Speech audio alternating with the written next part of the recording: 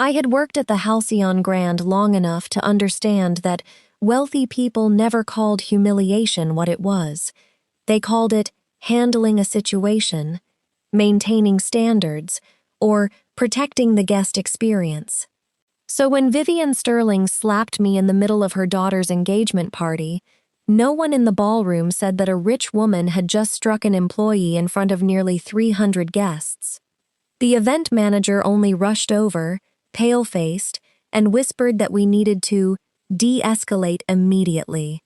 The slap sounded louder than the falling glass. Red wine spread across Bianca Sterling's dress like a wound too beautiful to be real. The custom cream gown was covered in pearls, so tiny that our staff had been warned not to stand within arm's reach of it while carrying anything colored. I had followed that rule for 2 hours. I was the banquet service manager, not a new server. I knew how to cross a crowded ballroom without touching an elbow, but when Bianca stepped back to avoid a photographer, her heel caught the table leg. She twisted and collided with a young server named Matteo. Matteo lost his balance. I reached to steady his tray, but one glass slid over the edge and poured directly down the bodice of Bianca's gown. I apologized before the glass hit the floor. Bianca stood motionless, watching the red stain spread through layers of silk. Her fiancé, Julian Harrow, stepped back half a pace, as though she herself had exploded. Everyone nearby stopped talking. The string quartet played several more notes before falling silent. "What have you done?" Bianca asked. "I am terribly sorry, Ms. Sterling. We have a textile treatment team just outside. If you allow us—" I had not finished before Mrs. Sterling approached. She was around 60, tall and thin, with a cold kind of beauty that made people correct their posture when she looked at them. She did not ask how the accident happened. She did not glance at the trembling Matteo. She looked me over from head to toe, black uniform, low shoes, silver name badge. Then she slapped me. My head turned to the side. My cheek burned. One earring flew loose and landed on the carpet. "People like you belong behind the kitchen door," she said. "Do you have any idea what this dress cost?" I heard the room inhale as one. No one stepped forward. I had grown up in rooms where poor people swallowed humiliation to keep their jobs. My mother, Ruth Bennett, had taught me that when someone wanted to turn you into a spectacle, the first thing you protected was your voice. "I understand that you are angry," I said, "but you do not have the right to hit me." Mrs. Sterling's expression changed. Perhaps she was not accustomed to employees answering her in complete sentences. "You are lecturing me about rights?" "Yes." Bianca stared at me with pale blue eyes like her mother's. "Mother, have someone remove her," Julian said quietly. "Bianca, there are cameras." That was the first sentence that reminded the entire family they were in public. Graham Sterling came over from the head table. He had been speaking with the chairman of a bank. He was older than his wife, silver at the temples, with the face that regularly appeared in business magazines beneath captions such as, "Heir to the Sterling Empire."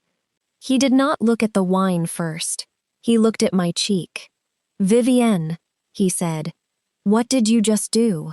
"She ruined our daughter's engagement party." "It was an accident," I said. Mrs. Sterling turned toward me. "No one asked you." I bent to pick up my earring. My sleeve pulled back. Mr. Sterling saw the bracelet. I had worn it almost every day since I was 16. It was an old, narrow gold bracelet, not especially valuable in a jeweler's eyes, but the only object my mother said had been with me since birth. A tiny sapphire star sat in the center. On the back were engraved the initials A.S. and the date, September 17th. The chain had originally been made for a newborn. As my wrist grew, my mother had paid a jeweler to add links one by one. Mr. Sterling turned white.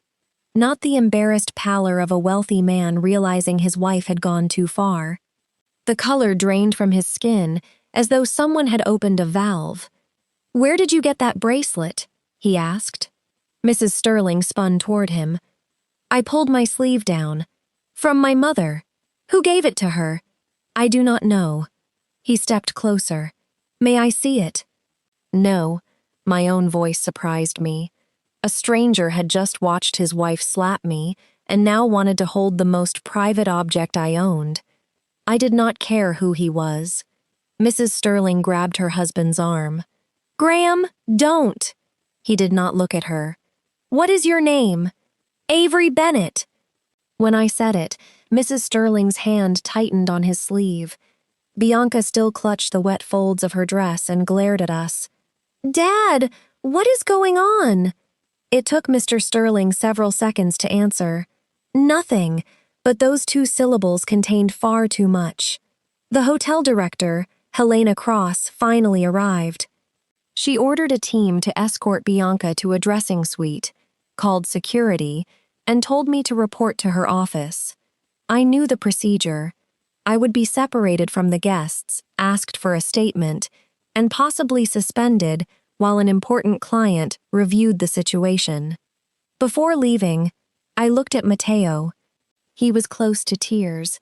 This was not your fault, I told him. Mrs. Sterling heard me. You still have time to defend someone else? I turned back. Because no one defended me. Mr. Sterling closed his eyes, as if the sentence had struck some other place inside him. In her office, Helena gave me an ice pack for my cheek. She was furious, but not at me.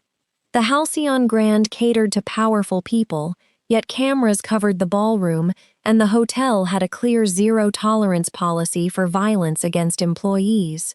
She said Mrs. Sterling had demanded my immediate dismissal. Are you going to fire me? I asked. No. I stared at her. You have worked here 8 years, Helena said. 3 as a manager. We have footage. It was an accident, and guests are not allowed to hit employees.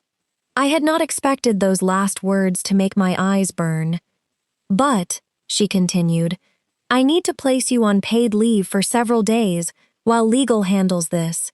It is not discipline. I only want to keep the press from surrounding you. I understand. And the bracelet? I looked up. Mr. Sterling asked me whether you were born at St. Catherine's Hospital. I do not know. My mother always said I was born at the public hospital in North County. Helena leaned against her desk. He looked as though he had seen a ghost. So did I. When I left the hotel through the staff entrance, 2 black cars were parked near the loading bay.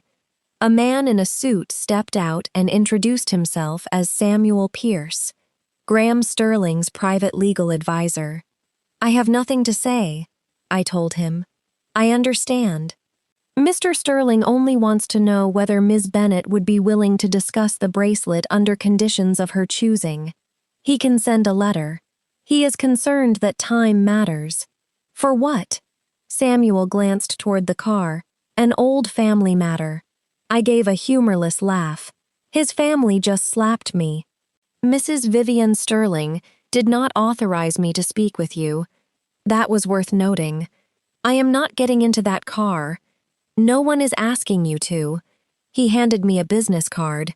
If you permit it, Mr. Sterling would like a clear photograph of the bracelet and its engraving. Why? Samuel paused. 32 years ago, Mr. Sterling's mother commissioned a one-of-a-kind bracelet for a newborn. The sapphire star was cut from her engagement ring. The back was engraved with the first grandchild's intended name and date of birth. I looked at my wrist. What does AS mean? Samuel did not answer directly. The intended name was Avery Sterling. The sounds from the hotel loading dock seemed to retreat. My name was Avery because my mother said the name had simply come to her the first time she saw me. She had never told me who my father was. She said he had disappeared before learning she was pregnant. My birthday was September 17th. What are you telling me? I am not authorized to reach a conclusion. I can only say that Mr. Sterling recognized an object he fastened around the wrist of his newborn daughter at St. Catherine's on September 17th, 32 years ago. His daughter is Bianca. Bianca is 28. I knew that. The engagement menus displayed the number 28 as part of a tribute to the bride's age. It felt absurd that my mind was still trying to use ordinary information to close the hole opening beneath me. He had another daughter? Samuel regarded me with a lawyer's caution. Yes. I do not remember how I reached the bus stop. My mother lived in a small house in Westbridge, 40 minutes from the hotel by bus. I called first. She did not answer. When I arrived, the kitchen light was on and the curtains were half drawn. I let myself in with my key. Ruth sat at the table sorting bills. She was 63, gray-haired early, her fingers bent from years of tailoring clothes and cleaning offices. She looked up and saw the handprint on my cheek. "Who hit you?" "Vivian Sterling." A bill slipped from her fingers. I had prepared several ways to ask about the bracelet, but her reaction made all of them unnecessary. "You know her." Ruth stood too quickly and had to grip the table. "What were you doing at a Sterling event?" "I managed her daughter's engagement party." "Bianca's?" The name came too easily from my mother's mouth. I closed the door. "You know Bianca?" "Everyone does. She is in the newspapers." Graham Sterling saw my bracelet and said it belonged to his daughter Avery Sterling, born the same day as me. My mother looked at my wrist, then away. "Mom, it may be a coincidence. The sapphire was cut from his mother's ring. There was only one." Ruth touched her throat. "You should not speak with them." "Why? People like the Sterlings do not bring anything good into our lives."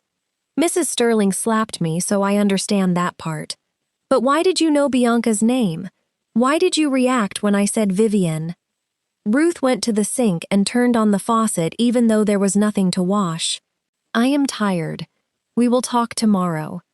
I turned the water off.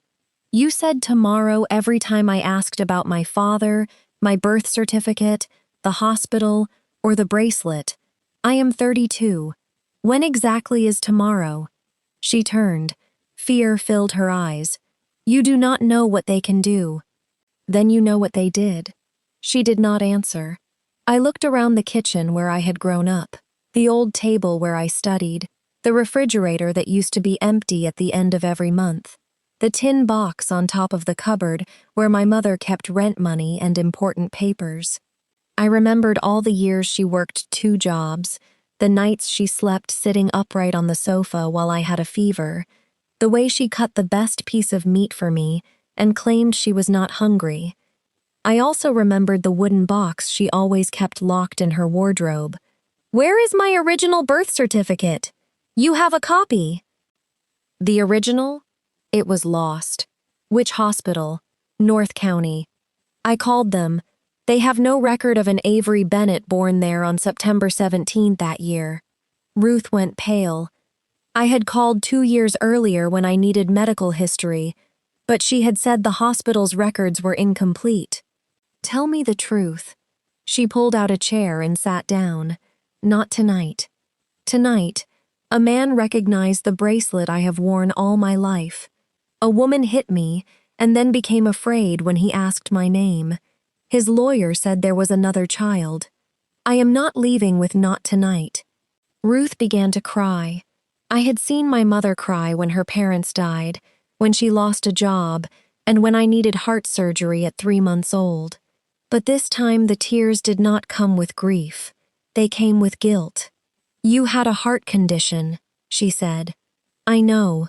A ventricular septal defect. Surgery at 3 months. The doctors said you might not survive without an early operation. What does that have to do with this?" Ruth placed both hands on the table. "I did not give birth to you." I heard the sentence without understanding it. It was like a language I had once known and forgotten. "What do you mean?" "I did not give birth to you." "Then who did?" She looked at me. I stepped backward. "No. Avery. No. You are frightened and saying nonsense. Vivian Sterling gave birth at St. Catherine's that night. A baby girl with a heart defect. I also gave birth to a girl, a healthy one." I refused to sit. If I sat down, the story would become real. A nurse switched the babies, she said. The kitchen became so quiet that I could hear the clock on the wall. Who ordered it? Ruth closed her eyes. Vivienne. I thought of the slap, the way she had stared at my uniform, the way Graham Sterling had turned white. Did Graham know? I do not think so, not at first. Why would she do it? She was afraid that a sick daughter would not be accepted by her father-in-law as an heir. The Sterling family was fighting over control at the time. Vivienne believed that if she delivered a weak child, they would blame her, and Graham could lose his position. She bribed a nurse named Celeste Ward. "And your daughter?" Ruth sobbed. "She was given to the Sterlings." I grabbed the back of a chair. If the story was true, Bianca might have been my biological sister in some impossible way, or Ruth's biological daughter. But Bianca was only 28. I asked immediately. Bianca was not born that year. No. Then where is the other child? Ruth looked down at her hands. She disappeared. When? When she was 4. The floor seemed to tilt. You have known all of this for 32 years? Not everything from the beginning. How long? 3 days after leaving the hospital. I looked at the woman who had raised me. You knew I was not your biological child when I was 3 days old. Ruth cried harder. I knew something was wrong. Celeste came to me. She said that if I remained silent, they would pay for your heart surgery, give me an apartment, and provide money to live. Your child was in their house. She said that if I caused trouble, they would take you away from me and accuse me of kidnapping. I had no husband, no money, no lawyer. Your skin was turning blue because of your heart. I thought that if I returned you, you would die or disappear. So you sold your silence? She looked at me and, for the first time, did not turn away. Yes. The word made the room colder. How much? 50,000 at first. Then they paid the medical bills. After that, a smaller payment every year. I thought about all the months when we still had no money, all the bills, all the times she said she had never accepted charity from anyone.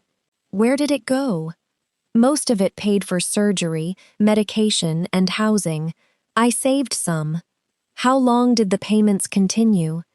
Until the other child disappeared. What was the other child's name? Ruth could barely make a sound. Clara Sterling. I had never heard the name. But Mr. Sterling had said he had another daughter. He had not said she was dead. What happened to Clara? I do not know everything. There it is again. I followed the newspapers. I saw photographs of her. She was healthy, brown-haired, with dimples like my family. I wanted to see her once. Only to look. Did you make her disappear? Ruth shot to her feet. No. Then what did you do? I contacted Celeste.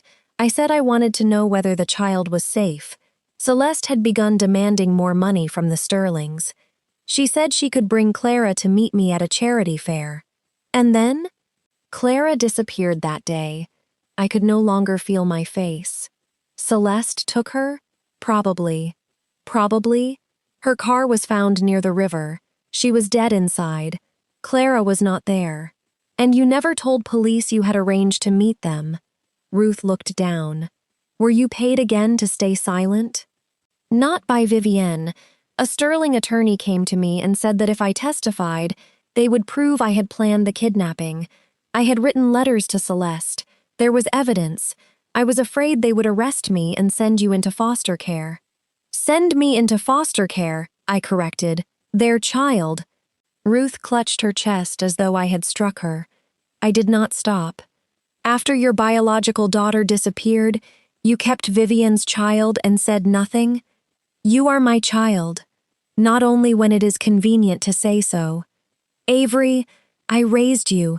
I stayed beside you every night you were sick. I did everything, and accepted money to keep me. To save you. What about Clara? Ruth did not answer. I went to the wardrobe in her bedroom. The locked wooden box lay beneath a blanket. Ruth followed and told me to stop. I picked up the heavy dressmaking shears from the table and broke the lock. Inside were 32 years of my life in paper form. Receipts from the Sterling family office. Heart surgery invoices under the name Baby A.S. A newspaper photograph of 2-year-old Clara Sterling. The missing child notice. Letters from Celeste. Cash envelopes.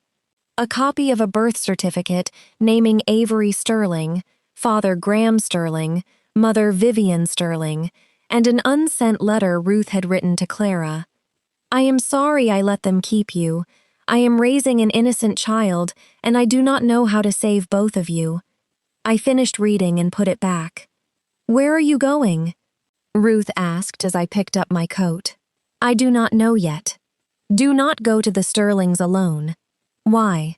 Are you afraid they will tell me the truth, or that they will tell me the part you still have not? She collapsed onto the edge of the bed. I stood in the doorway and looked at the woman I called my mother. I still loved her. That was the cruelest part. If I had not loved her, leaving would have been easy. I need time, I said. Avery, please. Do not say my name as if you are the only person entitled to have given it to me. I walked out carrying the wooden box. That night, I slept on the sofa in the apartment of my friend Nora Flores, a housekeeping supervisor at the Halcyon Grand. I did not tell her everything. I only said that my mother had hidden the truth about my biological parents, and I needed somewhere no one would think to look. Nora asked no questions. She gave me pajamas, set a cup of tea on the table, and told me I could lock the bedroom door from the inside if I wanted. I placed the wooden box beside the sofa but did not open it again. Whenever I closed my eyes, I saw 3 different mothers. Vivienne in an evening gown with her hand raised. Ruth at the kitchen table, admitting that she had accepted money. And a third woman who was not physically present. The younger Ruth holding a sick baby, who was not hers, while her own healthy child was carried into a wealthy house. I did not know whom to hate first. The next morning, the Halcyon Grand issued a formal notice confirming that I had not been disciplined. The legal department offered assistance if I wanted to report the slap to police. A guest's video had appeared online, but Helena asked the media not to publish my name. People identified me within hours anyway. Footage of me being slapped, standing upright, and saying, "You do not have the right to hit me," was shared hundreds of thousands of times. Some people called me brave. Others said I had spilled the wine deliberately to make money. One account claimed that a poor hotel worker was trying to extort the Sterling family with a counterfeit bracelet. I had never mentioned the bracelet publicly. That meant someone in the ballroom had talked, or the Sterlings had already begun constructing their version of events. I called Samuel Pierce. "I will meet Graham Sterling," I said. "Vivienne will not be there. We will not meet at their home. My lawyer will attend." I understand. I did not yet have a lawyer. After ending the call, I phoned Helena. She referred me to Tessa Morgan, an employment and privacy attorney who had represented hotel staff after a famous guest secretly recorded inside a suite. Tessa met me in her office that afternoon. She was around 40, with short brown hair, and spoke quickly without seeming rushed. Wearing thin gloves, she reviewed the papers from the box, photographed every page, and created a chain of custody list. "Where did you obtain this box?" "From my mother's house." "Did she give it to you voluntarily?" "I broke the lock." Tessa looked at me over her glasses. "We will not conceal that. If we need to use these documents, we must establish ownership and may need Ruth to surrender them voluntarily. But the contents indicate more than a family disagreement. We have false birth records, secret payments, and a missing child. Could I be accused of stealing it? There may be a civil dispute, but Ruth has admitted these papers concern your identity, and you are preserving rather than destroying them. We will handle it cleanly. I nodded. Tessa asked what I wanted. I want to know who I am. What about money, inheritance rights, or Sterling Consolidated? I have not thought about them. You should think soon, not because you are greedy.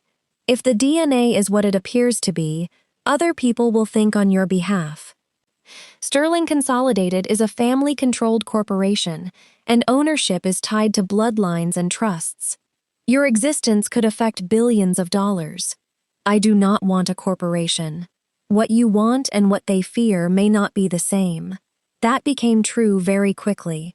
The meeting with Graham took place in a private conference room at Tessa's office. He came alone except for Samuel. There were no bodyguards. He wore a gray suit, but looked as though he had not slept all night. When I entered, he stood. His eyes went to my wrist. I had considered leaving the bracelet behind, but Tessa said we should not allow anyone to take it for examination before documenting it ourselves. I wore it beneath my sleeve. I apologize for my wife's behavior, Graham said. You were not the one who hit me, but I brought you into a room where she believed she could do it. I worked there. You did not bring me. He nodded and accepted the correction. Tessa established the rules. No secret recordings, no removal of property, and any testing had to be performed by independent laboratories, with both sides receiving the results simultaneously. Graham agreed immediately. He removed an old photograph from his briefcase. A man 30 years younger sat in a hospital room holding a baby wrapped in a white blanket.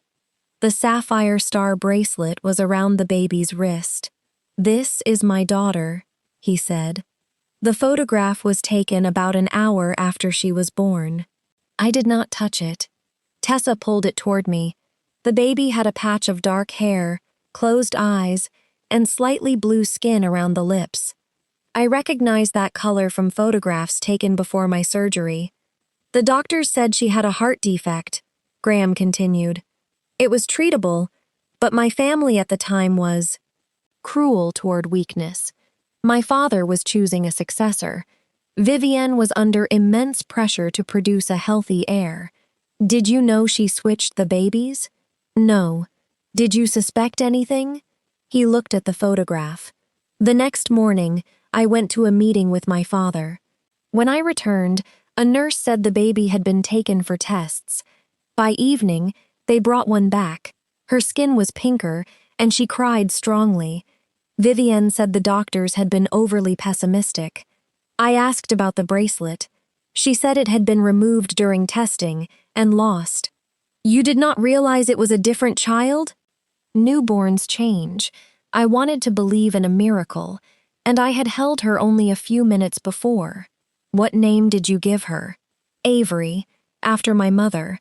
But after her health improved, Vivienne said the name carried a bad memory. She wanted to rename her Clara. I gave a dry laugh. A new name made it easier to forget the first baby. Graham closed his eyes. What was Clara like? I asked. Healthy, quick. She loved water and horses. She had a dimple in her left cheek. That could have been Ruth's biological daughter. Ruth said Clara disappeared at a charity fair. He looked up. Ruth knew? She contacted Nurse Celeste because she wanted to meet Clara. Graham stood so abruptly that his chair slid backward. Samuel placed a hand on his arm. Graham, was Ruth involved in the kidnapping? I do not know. She says she only wanted to see her. Celeste arranged to bring Clara. Celeste's car was found in the river, but Clara was not inside. Graham walked to the window. His shoulders were rigid. 30 years, he said. Police never knew there was another woman with a motive. I did not come here to protect Ruth. He turned. She raised you, and was paid to stay silent. Something angry and wounded moved through Graham's face. Perhaps he wanted to hate Ruth, but I was sitting in front of him as proof that she had kept his sick child alive. Did Vivienne make the payments? Tessa asked. Graham said he did not know. Samuel requested the receipts. We provided copies only. The payments came from a subsidiary account of the Sterling family office and had been approved by a deceased attorney named Howard Crane. Several included the initials VS. One payment matched the exact cost of my heart surgery. Graham studied the figure for a long time. I signed many medical funds that year, he said. Vivienne may have used delegated authority. Did you never know anything? I asked. The question came out sharper than I intended. He did not become defensive. Perhaps I built an entire life on not asking enough questions. I did not forgive him for saying that, but I believed him. We agreed to DNA tests through 2 independent laboratories. Tessa requested samples from both Graham and Vivienne. Graham said he could provide his first. A father-daughter match would answer much of the question. I wanted Vivienne tested too. I want to know whether the woman who slapped me is the woman who gave birth to me. Graham looked down. I will ask her. No, the lawyer will ask. Tessa sent a formal demand that afternoon.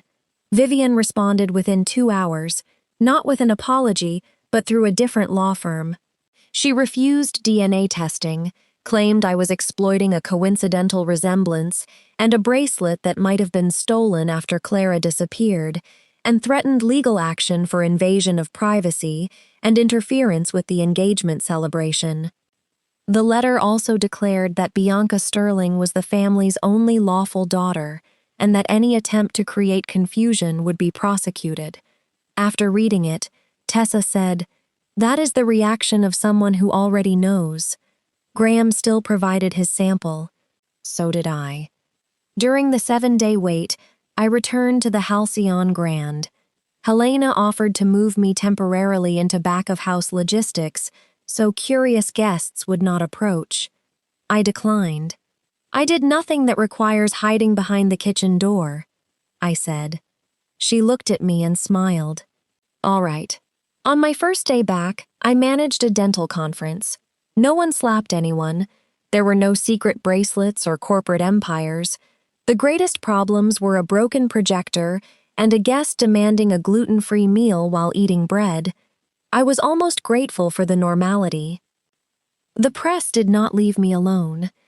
One website published an enlarged photograph of the bracelet on my wrist beside an old image of Clara. The headline asked, "Is the hotel worker the Sterling family's missing daughter?" I was not Clara, but the public did not know that. Bianca released a statement claiming that her family was being harassed by a stranger during what should have been a joyful time. Julian Harrow canceled 2 public appearances but did not end the engagement. Bianca's wealthy friends posted heart emojis in support. An anonymous account leaked an old disciplinary report from when I was 23 and had argued with a manager who withheld staff tips. People said I had a history of causing trouble and targeting the rich. Only Halcyon's Human Resources Department possessed that file. Helena opened an investigation. The access trail led to a legal request from the Sterling family's media firm. Before the engagement event, they had requested background information as part of a risk assessment. Vivienne was not merely defending herself, she was constructing me as a money seeker. Bianca called me on Thursday evening. "How much do you want?" she asked. "No. Do not pretend. People like you do not hire lawyers, order DNA tests, and leak documents to the press just to find the truth. I did not give anything to the press. Mother says you were pursuing the family before the party. Your mother slapped me before she knew my name. Because you ruined the dress. An accident did not give her the right to hit me." Bianca was silent for a moment. "I did not call to discuss that." "Then, did you call because you are afraid of who I might be?" "I know who I am." "Are you certain?" I had not meant to say it, but Ruth had told me Bianca was born years later, and Vivienne had emphasized that Bianca was the only lawful daughter. Too many people in this family treated identity like a document that could be edited. Bianca lowered her voice. "What are you implying?" "Graham had a daughter named Clara. Born 4 years before you. I was the sick baby switched out of the hospital. If that is true, the child taken home by the Sterlings that night could not have been you. I know Clara disappeared. You know you came later? I was born later, obviously. Have you ever seen your original birth certificate? Bianca ended the call. I regretted the question immediately. She had stood by while her mother slapped me, but I had just thrown an explosive into the life of someone who might know nothing. Tessa told me not to speak with her directly again. Bianca may be another victim, she said. I know. You do not sound pleased about it. I do not enjoy having to care about someone who asked for me to be removed. You do not have to like her. Just do not let Vivienne turn the two of you into rivals over an identity she manipulated. 3 days later, the first DNA result arrived. The laboratory calculated a greater than 99.999% probability that Graham Sterling was my biological father. I read the number repeatedly. There was no music, no feeling of having found a home, only a line of data transforming a stranger into the source of half my genetic code. Graham cried when he received the result. He did not touch me. I was grateful for that. I want to apologize, he said. You did not know. I should have known. An apology does not return 32 years. No. Then do not offer it as though it does. He nodded. Tessa sought a court order requiring Vivienne to provide a sample because of the disputed records and evidence of secret payments. Before the judge ruled, Vivienne changed her position and agreed to testing at a private clinic with lawyers present. The result confirmed that Vivienne was my biological mother. She did not call me. Instead, Graham invited me to the Sterling estate to review Clara's records and speak under confidentiality. I refused twice. The third time, Tessa said a meeting could help us locate hospital documents and evidence connected to the disappearance. I agreed on the conditions that Tessa attend and that the conversation be openly recorded. The Sterling estate covered so much land that the main house could not be seen from the gates. I had worked outdoor events there before, but always entered through the service road. This time, the car followed the main drive past rows of oak trees and an artificial lake. I looked at what might have been my childhood: stables, a greenhouse, an old swing beneath a maple. I did not feel as though a palace had been stolen from me. I only thought of Ruth's kitchen, where we taped the windows shut every winter. Graham received us in the library. Bianca stood near the fireplace. Vivienne sat on a sofa, no longer wearing the haughty expression from the engagement party, but still holding herself rigidly. No one greeted anyone with an embrace. She should not be here, Vivienne said, looking at Tessa. She is my attorney. This is a family matter. I have seen how you handle family matters without witnesses. Bianca looked down. Graham indicated the table. It held photograph albums, hospital records, missing person reports, and the empty velvet box that had once held the bracelet. He took out a photograph of Clara. The little girl had dark brown hair, amber eyes, and a dimple in her left cheek. She did not resemble me, but when I looked closely, I saw Ruth's mouth.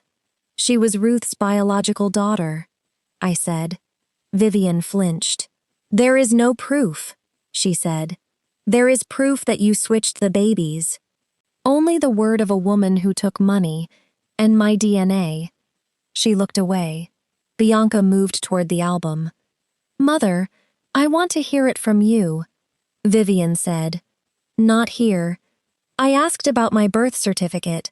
The family attorney said my records were sealed under an adoption order. The room went still. Bianca looked at Graham. You knew? He stood very quietly. I knew you were adopted. But you told me I was born through a surrogate. Vivienne closed her eyes. Graham said, I did not know they had told you that.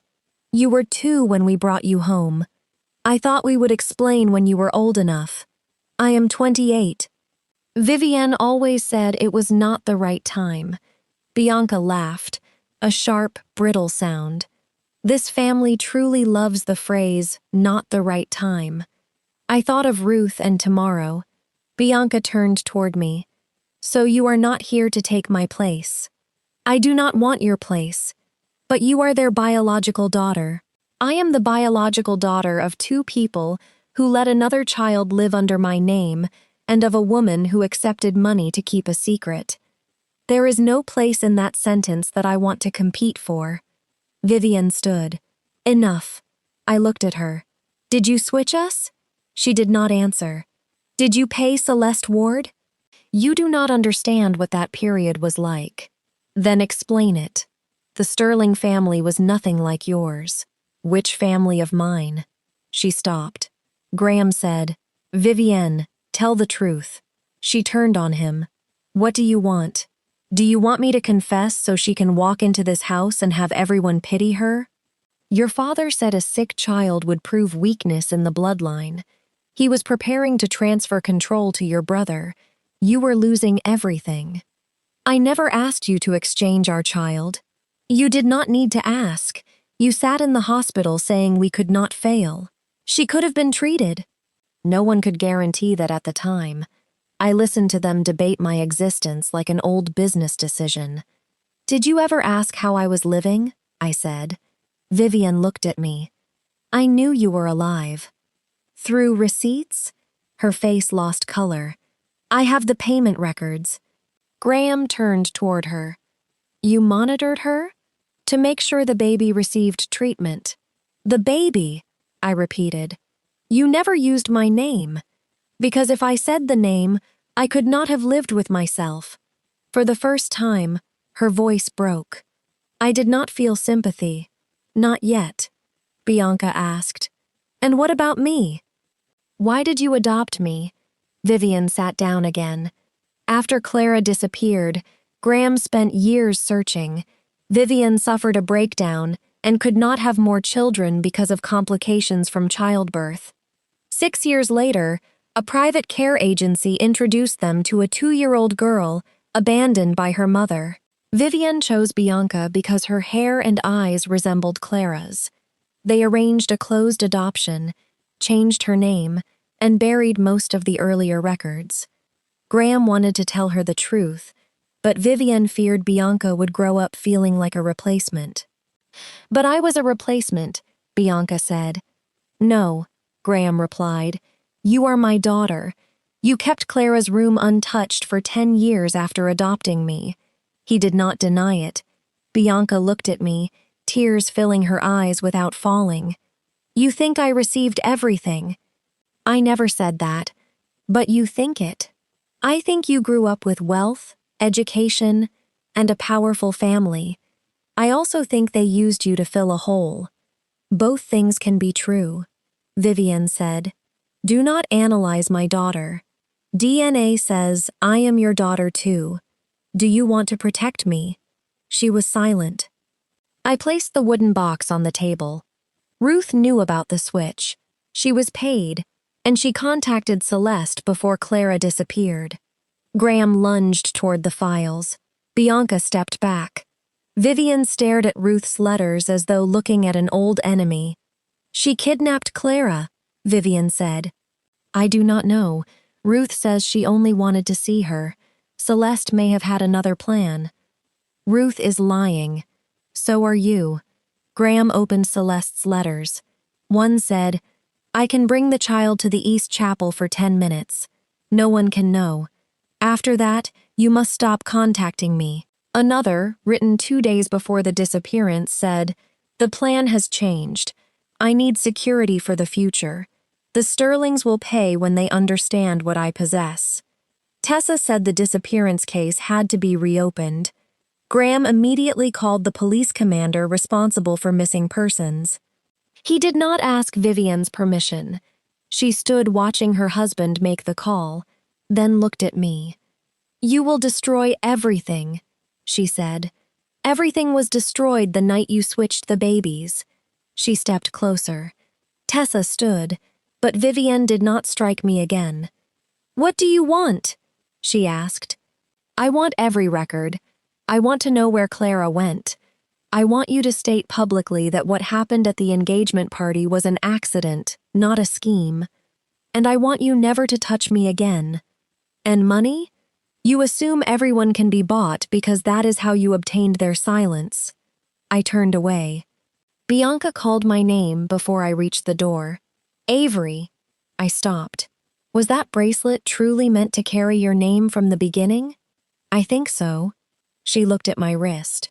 I do not know what my first name was. There was no answer I could give that would not sound like pity. Perhaps we both need to find out, I said. I left the estate without taking money, an apology, or any sense of having returned home. But for the first time, Bianca was not standing opposite me as a wealthy daughter, while I stood as the server. We were simply two women who had just learned that our names had been chosen to conceal another child. The Clara Sterling case was officially reopened after 30 years under a new classification, child abduction connected to an infant switching scheme at St. Catherine's. Police did not immediately make my DNA results public, but silence never lasted long inside the Sterling family. A board member told the press that Graham faced an unresolved succession issue. Within a day, my name appeared beside the phrase, secret heir. I hated the way they turned a switched child investigation into a question of who would receive shares. Sterling Consolidated owned hotels, real estate, insurance companies, and a family investment fund. Under the old charter, Graham's first biological child held an interest in the Sterling Legacy Trust. Clara had originally been listed as beneficiary. When she disappeared, the interest was placed in a suspended trust. 10 years later, Vivian petitioned to have Clara declared dead, but Graham refused. The trust remained open and had grown to a value I did not want to hear. The board's lawyers called Tessa 6 times.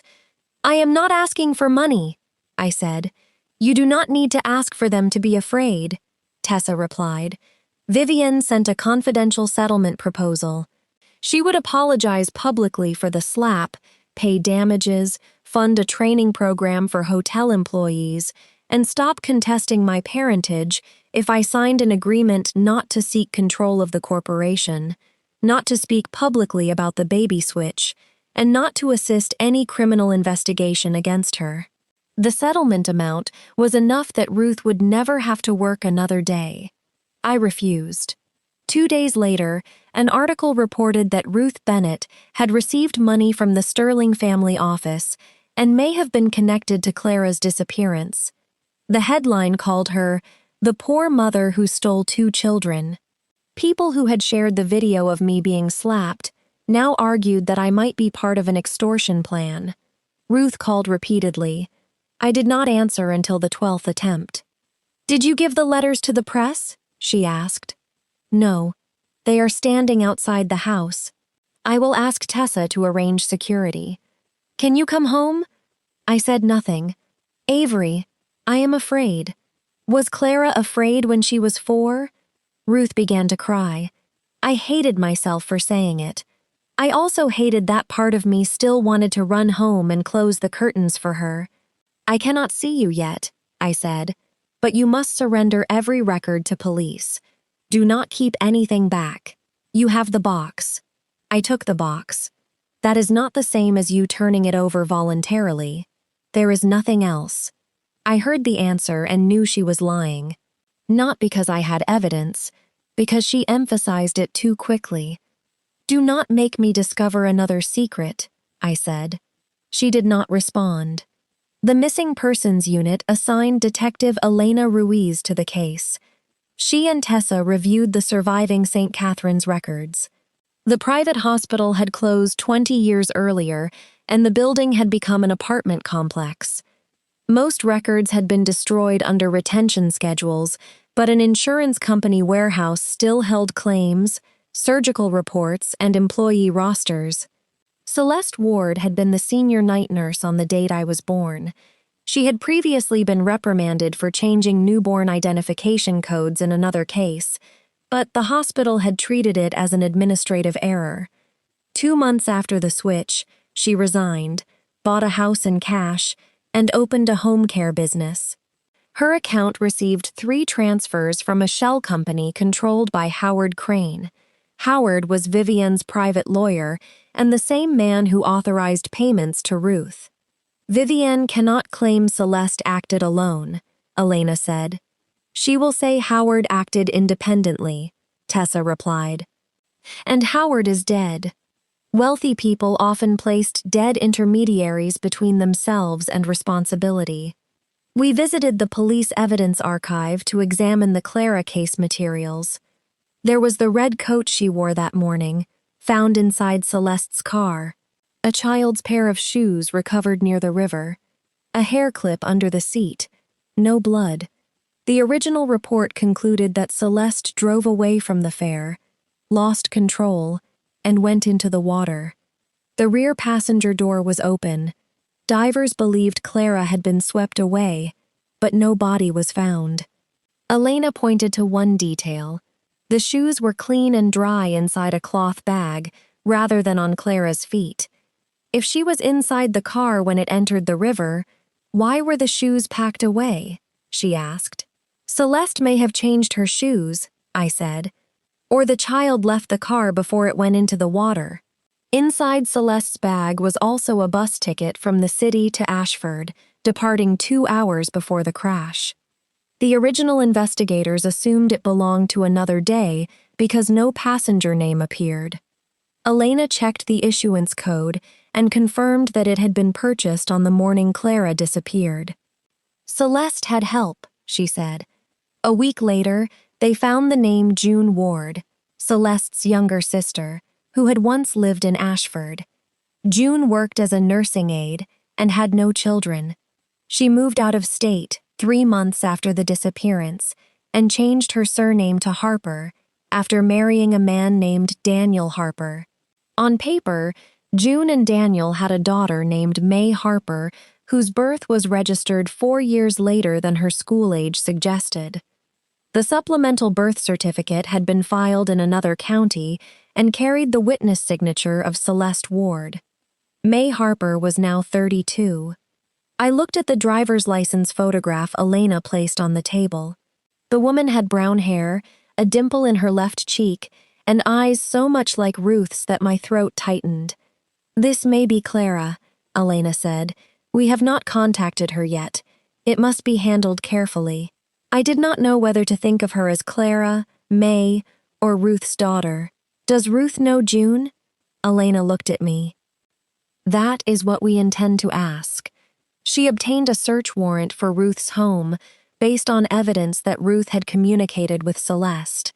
I was not present when police arrived, but Tessa called afterward.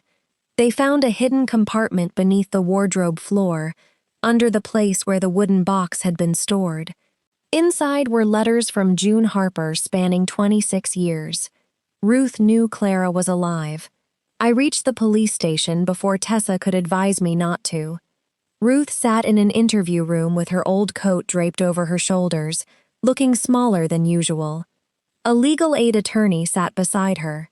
Elena said I could not be present during questioning, but Ruth asked to see me before deciding whether to make a statement. Tessa arrived and stood between us. Ruth looked at me. I was going to tell you. When? After May died? She closed her eyes. Her name is May? I asked. Yes. Does she know who she is? No. You knew her address, her life, everything? June sent a letter every year. Later, photographs. Why did you hide it? Ruth cried, but I did not let the question disappear into the tears. Why? Because if the Sterlings knew, they would take her. If the police knew, they would arrest me for conspiracy to kidnap. June had raised her. She had a family. And what were you in her life? Nothing. But you read the letters. To know she was alive. I placed both hands on the table to stop them shaking. In the kitchen, you said you did not know where Clara was. I was afraid you would search for her. Of course I would search, and everything would break. Again, you protected a secret with someone else's life. Ruth looked at me. I had already lost one daughter. I could not lose you too. I am not something you are allowed to keep by locking away the truth. She shook her head. You do not understand what it was like. Then tell all of it. Ruth's lawyer reminded her she had the right to remain silent. Ruth said she did not want to. 32 years earlier, after Celeste confessed to the switch, she took Ruth to meet Howard Crane. Howard gave her two options: accept the money, raise the sick baby, and never contact the Sterlings, or report the crime and face kidnapping charges because the hospital records had already been altered. Ruth believed they had the power to win. She took the money. 4 years later, Ruth could no longer bear watching Clara grow up in newspapers. She wrote to Celeste.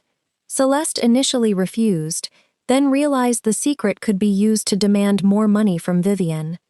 They agreed that Ruth would see Clara for 10 minutes at the Charity Fair Chapel. But Celeste changed the plan. She said Vivian would never allow Ruth to live if she learned that Ruth had approached the child. Celeste proposed removing Clara from the Sterling family permanently, sending her to June in Ashford, and staging an accident so everyone would believe the child had died. And you agreed? I asked. Ruth would not look at me. I said only if Clara wanted to go. She was 4. I know. A 4-year-old cannot consent to abandoning her family. I know. Celeste removed Clara from the fair using a staff badge. June collected the child at the bus station with false documents. Celeste drove to the river, placed Clara's coat and shoes inside the car, and planned to jump out before the vehicle entered the water. She did not escape in time, and died. Ruth had been waiting a mile away at the chapel. When Celeste failed to arrive, she panicked. 2 days later, June called from Ashford and said Clara was safe. June refused to return her because police were searching everywhere and believed Ruth would cause all of them to be arrested. So you left her there? June loved her. She was not an object to be kept by whoever loved her most. Ruth cried. After the disappearance, Howard Crane came to see Ruth. He knew about the letters between her and Celeste because Vivian had been monitoring them. He threatened to give the letters to police if Ruth spoke. In exchange for silence, he continued the annual payments for another 10 years. You accepted more? Yes. While knowing May was alive? Yes. What did you do with the money? Some raised you, some went to June, some paid debts. I stood up. Ruth reached toward me. Avery. No. I know I was wrong. No. You know you were discovered. Her hand dropped. Tessa gently said I should step outside. I wanted to remain and listen to Ruth suffer. I wanted to force her to feel every year she had taken. But that would have made me someone seeking punishment instead of truth. I looked at her one final time. You saved my life, I said, and you stole 2 children's right to know themselves. Both things are true. I do not know how to live with both. Ruth lowered her head. Neither do I. But you had 32 years to try. I walked out. Police contacted May Harper at the rehabilitation clinic where she worked in Oregon. They did not explain everything by telephone. They said only that evidence suggested her birth records were inaccurate and asked to meet her with a support specialist present. May agreed to DNA testing after 3 days. The results showed a greater than 99.999% probability that Ruth Bennett was her biological mother. Graham and Vivian had no biological relationship to May. Clara Sterling had been found, but she had never biologically been a Sterling. She was Ruth's daughter, taken from her the first time at the hospital, removed from the Sterling household a second time at age 4, and raised under a third name.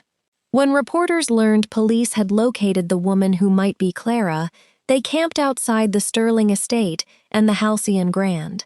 I took 2 weeks off. Not from shame.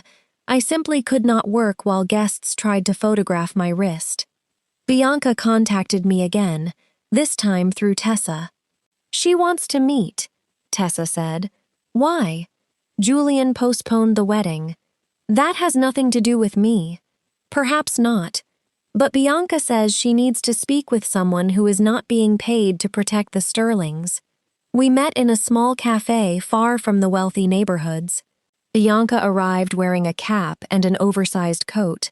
There was no professional makeup. She looked younger. Julian says his family needs to wait until everything is stable, she said after sitting down. I am sorry. Do not be. I asked whether he would still marry me if I had no interest in the Sterling Trust. He said the question was unfair. That is often how people answer when the honest answer is terrible. Bianca gave a short laugh. She looked at me. I am sorry I asked them to remove you, and that I watched my mother hit you without saying anything. I accept your apology. You are not going to say it was all right, because it was not. She nodded and looked into her cup. Dad wants to announce that you are his daughter, Bianca said. Mother does not. I do not need a family announcement. But the board does. I am not a governance filing. I know. I am only saying they are discussing us like share classes. Us. The word sounded strange but not unpleasant. I heard they found Clara, Bianca said. Her name is May, and she is Ruth's daughter. Have you met her? Not yet. She needs time. Do you want to? I do not know. She does not owe me a relationship. Bianca turned her cup. I am not your biological sister either. No, but Dad keeps talking about all three of us. He is trying to rebuild a family by arranging people in one room. Yes. We sat in silence for a while. Are you still going to work at the hotel? Bianca asked. Yes. After learning you may own more than the hotel? I like my work. She looked at me as if that concept were new. I do not know what I like, she said. Everything I have ever done was chosen because it suited the Sterling name. Then this may be a terrible but useful time to find out. Bianca looked up. Do you hate me? I do not know you well enough to hate you. She laughed genuinely for the first time. We left through different doors to avoid reporters. Before going, Bianca told me she had ended the engagement, not merely postponed it. I spilled wine on your engagement dress, I said. Perhaps that was the most useful part of the evening. I had never expected to laugh about the slap, but I did. The meeting with May was arranged 1 month later at a counseling center used by the police. She requested that Vivian, Graham, Ruth, and the press be excluded. Only I, Tessa, and May's support specialist attended. When May walked in, I recognized Ruth's eyes before anything else. She was taller than me, her hair tied low, wearing cloth trousers and a blue blouse. The dimple appeared when she gave a nervous smile. So you are the baby they traded me for, she said. I think both of us were traded for whatever the adults wanted. She sat down. June had died 5 years earlier. Before her death, she told May she had been informally adopted after her biological mother was unable to care for her, but said nothing about the Sterlings. May loved June and Daniel, the foster father who had died earlier. She did not want to file for a name change, did not want to be called Clara, and did not want anyone to describe her life with the Harpers as false. I did not come to take your name, I said. I know. But everyone keeps calling it my real name. The name you lived under is real too. May exhaled. She asked whether Ruth loved her. I could not answer for Ruth. She kept every photograph, I said. She followed your life from a distance. But she also remained silent and took money. I believe she loved you. I do not believe love made her choices right. May stared at the table. Should I meet her? Only if you want to, not because she gave birth to you. What about Graham? He raised you for 4 years and searched for 30. I do not remember him. He remembers you. Does that create an obligation? No. May looked at me, then smiled sadly. You are very good at saying no. I work in hospitality. It took me years to learn. We spoke for 2 hours. We did not embrace at first.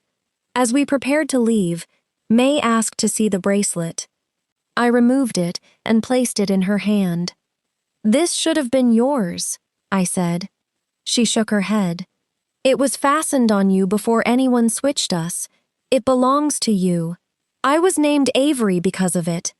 Then at least one thing went to the right person." She returned it. "I did not know what we were to each other. By blood, we were not sisters. By history, our lives had been bound together since the same night. Some relationships have no existing word. We agreed to begin by exchanging emails, with no public photographs and no expectations. When we stepped outside, Graham stood across the parking lot. He had promised not to approach, but had asked permission to see May from a distance. I did not know who had allowed it. May saw him. "Is that Graham?" "Yes." He did not come closer. May stood for a long time, then lifted one hand in greeting.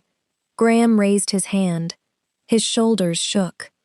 They did not embrace. There was no music. Only a man who had raised a child for 4 years, and the woman who did not remember being that child, looking at each other across a distance 30 years, could not cross in one afternoon. I had believed finding May would be the end of the secret. It turned out to be only the moment when the people who had lied began competing to tell the least guilty version. Vivian released a statement through counsel saying that Celeste Ward had exploited her during postpartum distress, that she had not known Ruth received additional payments, and that she had always believed Clara died in the accident. She admitted to a wrongful decision at the hospital, but never used the words baby switch. She said adopting Bianca had been an act of love, not replacement. Through her legal aid attorney, Ruth admitted contacting Celeste and knowing May lived with June, but insisted Vivian had not known. The two women were still protecting each other at the most dangerous point, even while each wanted the other to carry the greater share of blame. Elena did not believe them. Among the old receipts was a payment that tripled when May turned 6, 2 years after the disappearance. If the Sterlings believed Clara was dead, there was no reason to increase Ruth's money. Elena obtained an order to open a safe deposit box in Ruth's name at a small bank. Ruth first claimed she could not remember what it contained. When the judge signed the order, she surrendered the key. Inside was a wax-sealed envelope bearing the mark of Howard Crane's office. Tessa called me before police disclosed its contents. Bianca came with Graham. May joined by video from Oregon because she did not want to fly again. Ruth and Vivian were brought to a courthouse conference room with separate counsel. It was not a trial, only an evidentiary presentation before prosecutors decided what charges to file. But to me, it felt like a room in which 4 mothers had finally run out of places to hide their children. Howard had written to Ruth 1 year after the disappearance. "Mrs. Sterling has been informed that the child is alive and living safely out of state, under the care of individuals with no publicly known connection to Miss Bennet. After weighing the consequences for the family, the estate, and the hospital investigation, Mrs. Sterling has decided not to disturb the child's current placement.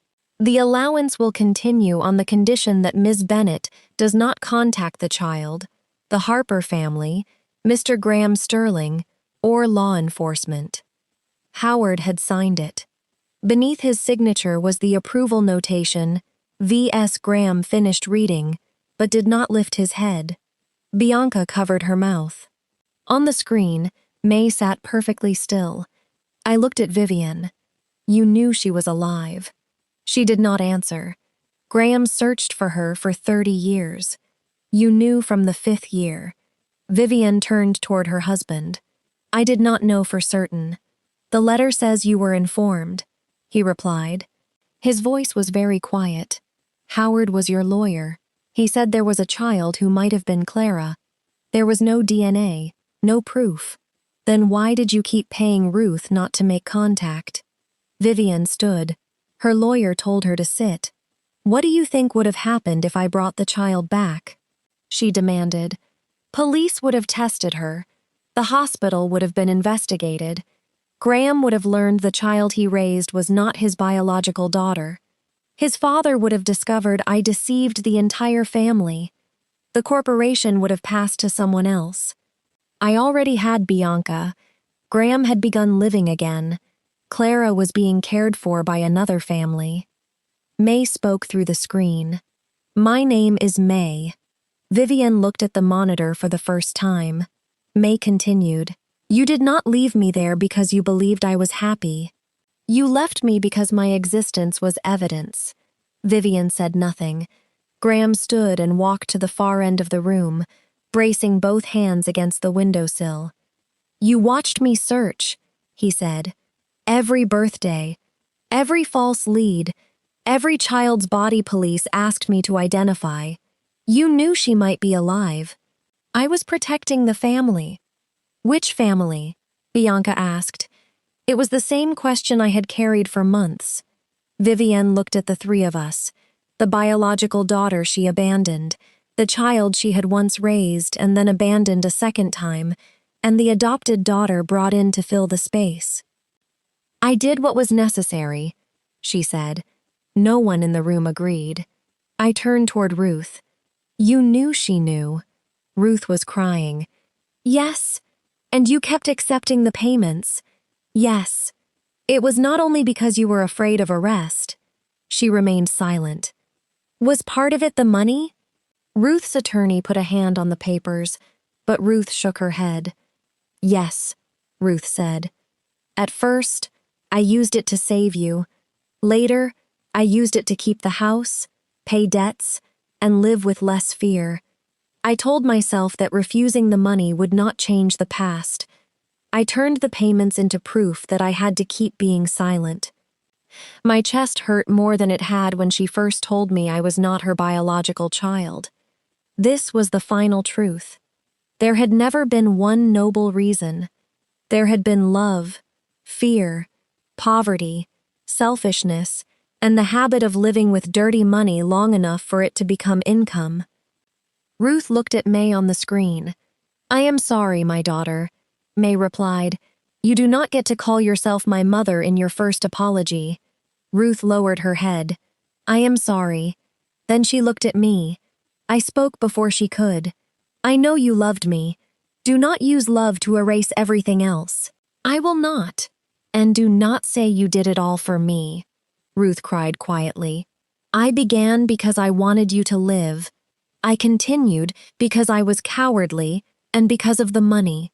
For the first time, she did not edit herself into a better person. I did not forgive her that day, but I listened. Prosecutors filed charges 2 months later.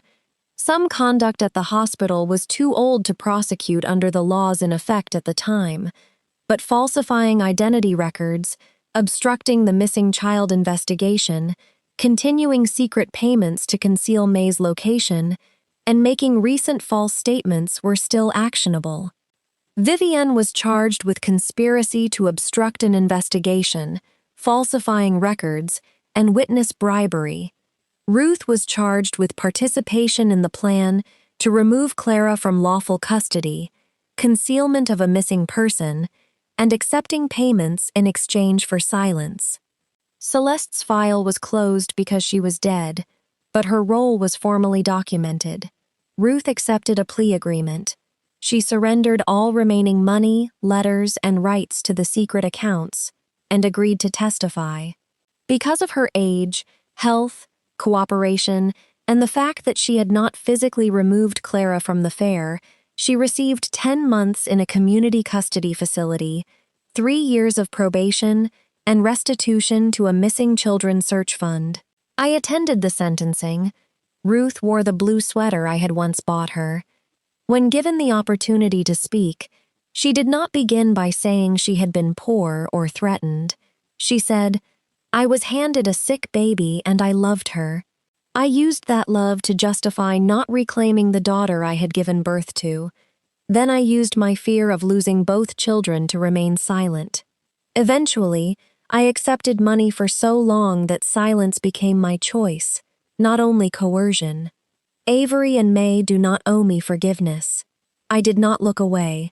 Vivienne fought longer.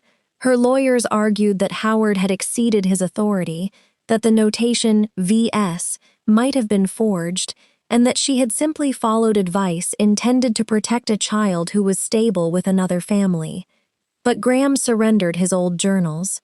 One entry, written after Howard reported that May was alive, read, "Vivienne told me to let Clara go. She said sometimes the dead should be allowed to remain dead."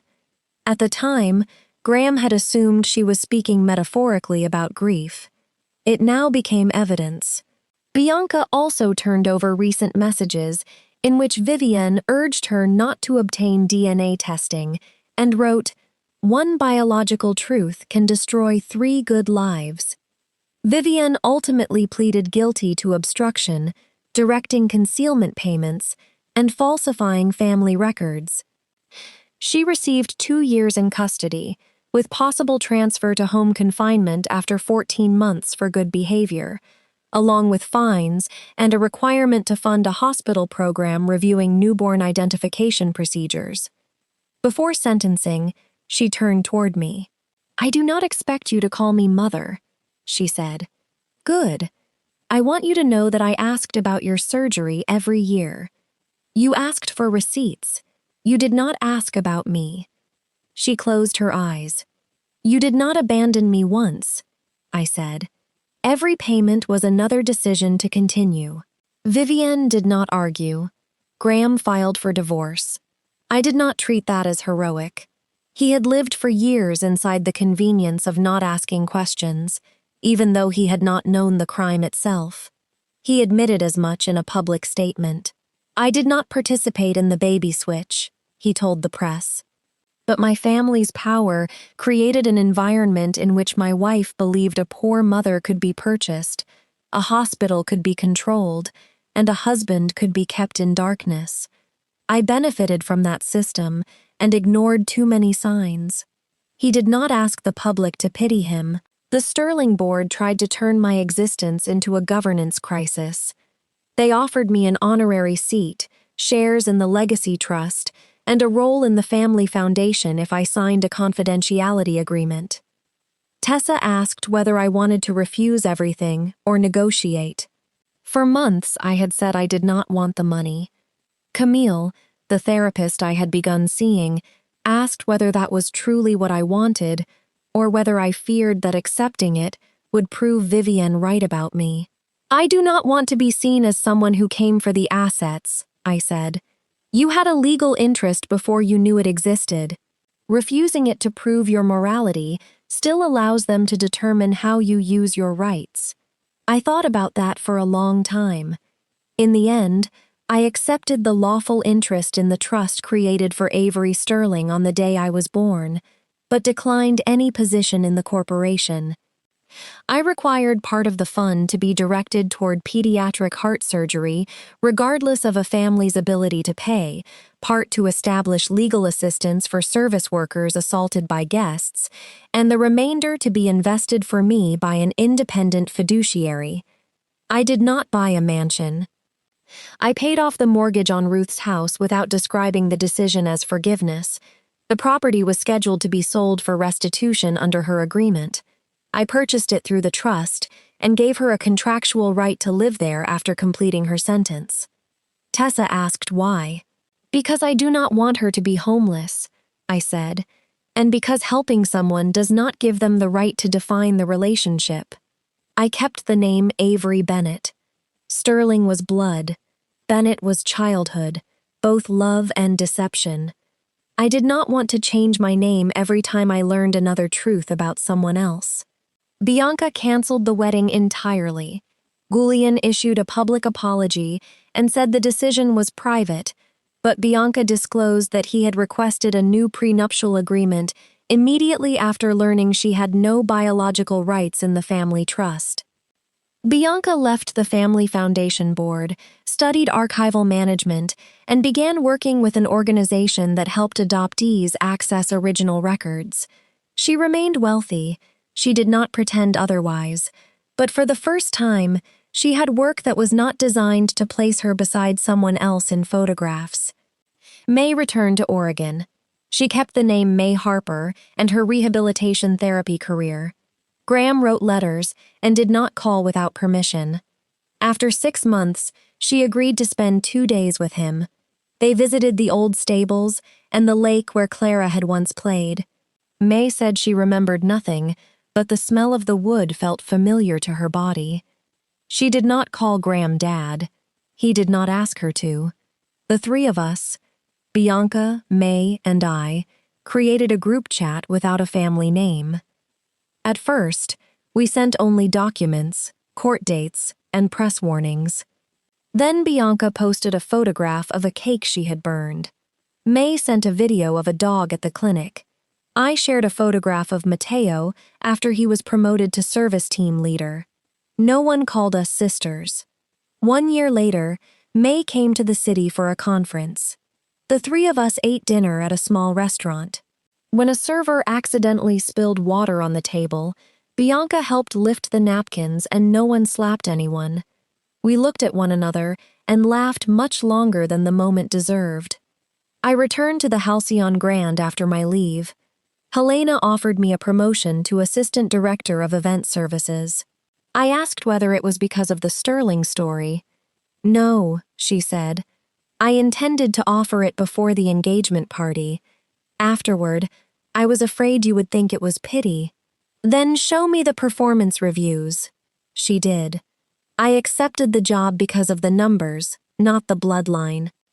On my first day in the new position, I walked past the kitchen door where Vivian had once said I belonged. I stopped. Behind that door were cooks, dishwashers, servers, and managers keeping the entire hotel alive, while guests in the ballroom imagined everything appeared naturally. I no longer considered standing behind a kitchen door humiliating. The humiliation was believing someone's work gave you the right to hit them. I used the damages from the assault case to create an internal legal support program for staff. Halcyon changed its policy. Any guest who attacked an employee would be removed regardless of status or contract value. The first name placed on the banned guest list was Vivienne Sterling. When Ruth completed her community custody sentence, I met her in Camille's office. She was thinner and almost completely gray. We sat with a low table between us. "May I call you my daughter?" she asked. I thought about it. Yes, but not as a way to end the conversation. She nodded.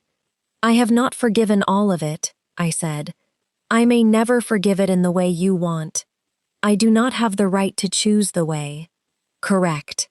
I want to hear about her childhood," Ruth said, then corrected herself. "May's childhood, if she allows it. She is not ready to meet you. Then I will wait." I looked at her. Not every period of waiting is rewarded. I know.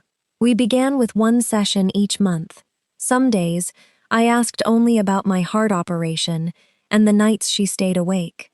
Some days, I asked about the money and hated the answers. Love did not become simple again, but it did not have to be simple to be real. The bracelet remained on my wrist. Graham once suggested storing it in the family vault because of its historical value. I refused. May said it belonged to me. Bianca said that if I ever stopped wanting it, I could throw it into the lake. Ruth said she had added each link with money earned from overtime work. Everyone saw a different meaning. I saw an object that had passed through every lie without lying itself. It had been fastened onto the wrist of a child named Avery Sterling, preserved by a woman who called that child Avery Bennett, and 32 years later, caused a father to recognize what he had lost. It did not prove which woman was the better mother. It did not prove which house belonged to me. It only proved that I had been there from the beginning. For a while, the press called me the switched heiress, the maid who became a princess, and the Sterling family's true daughter. I disliked every headline. I did not become someone else on the night of Bianca's engagement. I was the same person before and after the slap. Someone who grew up without money, survived heart surgery, worked 8 years in a hotel, and knew how to keep her voice steady while being humiliated. DNA did not make me more deserving of respect. Wealth did not make the slap more wrong. The truth only forced the people who believed a child could be bought, exchanged, or replaced to see that the child had grown up outside their plan. Vivian switched me because she feared a sick heart. Ruth kept me because she wanted that heart to survive, and then accepted money to remain silent. Graham failed to look closely enough. Clara was turned into May to conceal the disappearance. Bianca was brought in to fill the empty space. 3 women, 3 names, and none of us was a replacement for another. I did not enter the Sterling estate to reclaim a childhood. No childhood waited for me there. Nor did I leave Ruth's house in order to erase the years she had raised me. Betrayal did not make every meal, fever, and embrace false. It only meant those things were no longer enough to remove responsibility. On the 2nd anniversary of the engagement party incident, I managed another engagement celebration at the Halcyon Grand. The bride was nervous, her mother asked too many questions, and red wine was served in crystal glasses like the ones from that night. A young server stumbled near the head table. I caught the tray, but one drop landed on the tablecloth. His face turned white. "I am sorry," he said. "Bring a clean cloth," I replied. "It is only wine," he hurried away. I watched the kitchen door swing open and closed, heard dishes and staff calling to one another. On my wrist, the sapphire star caught the light for 1 second. No one in the ballroom knew that it had once drained the color from a man's face and pulled 32 years of secrets into daylight. I preferred it that way. My life did not always need to serve as evidence. Sometimes a bracelet was only a bracelet, a wine stain was only an accident, and a woman in uniform was only a woman doing her job, not someone to be purchased, exchanged, slapped, or renamed by anyone else.